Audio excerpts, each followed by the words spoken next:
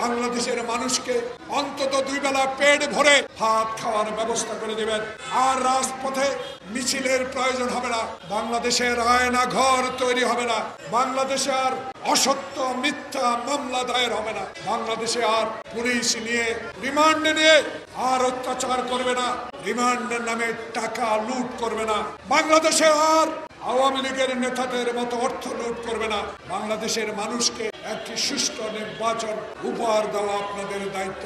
সেই দায়িত্ব পালনে কারা আপনাকে ব্যর্থ করছে তাদেরকে খুঁজে বের করতে হবে। কারা এই গোপালগঞ্জের এই হত্যাকাণ্ড এবং আক্রমণ নির্যাতনের জন্য দায়ী, ইচ্ছা করলে তদন্ত কমিটি করে বের করতে পারেন। হত্যাকাণ্ড হলেই, যে কোনো ঘটনা ঘটলেই তদন্ত কমিটি হয়। সেই তদন্ত কমিটির রিপোর্ট কি আজও বাংলাদেশের মানুষ জানে? সচিবালয়ে আগুন কে লাগিয়েছিল, সেই তদন্ত রিপোর্ট কোথায়? তাই আজকে আমরা অবিশ্বাস আর করতে চাই না, বিশ্বাস আমরা করি। সেই বিশ্বাসের ঘরে আজকে আগুন জ্বালাচ্ছে।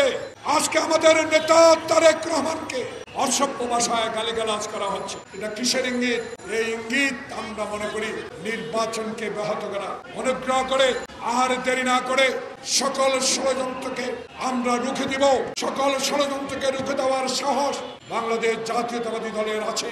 অতীতেই তার প্রমাণ। 16 বছর যারা হাঁটু পানিতে থেকে পুলিশের অত্যাচার থেকে বাঁচার চেষ্টা করেছি, রাতে আমরা কবরস্থানে ঘুমিয়েছি, হারুনের সেই বিবির অত্যাচারের কথা আমরা ভুলি নাই, আয়নাগরের কথাও ভুলি নাই।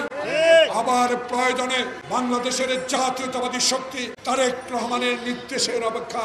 কিন্তু আমি তাই প্রথমে বলেছি, নির্দেশ দেওয়ার আগে অত্যন্ত কঠিন পরীক্ষা আমাদেরকে দিতে হবে। কারণ এই ষড়যন্ত্রকারীরাই চাইবে রাজপথে আবার আন্দোলন করে আমরা বিশৃঙ্খলা সৃষ্টি করে নির্বাচন যাতে না হয়। সেই দিকে বিএনপি সচেতন।